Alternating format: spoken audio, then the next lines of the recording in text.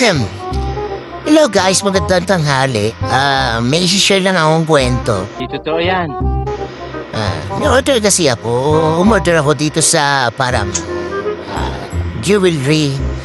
Ngayon, yung jewelry malapit lang din dito siguro. Pero sa live kasi, parang nagla-live kasi yun gano'n. Parang online selling. So, nag-buy na po, tapos sabay, ang tagal na matagal na siguro, may tirawan linggo na ngayon. Tapos,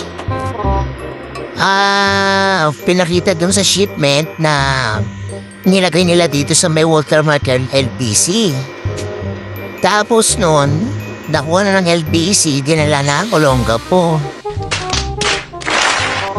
Tapos dito lang ako sa Subic, parang umikot yung binili kong jewelry. Tanga mo na! Baka ba akong hold-upper at ayaw na makipag-meet up sa akin? Di ba? Nakaka...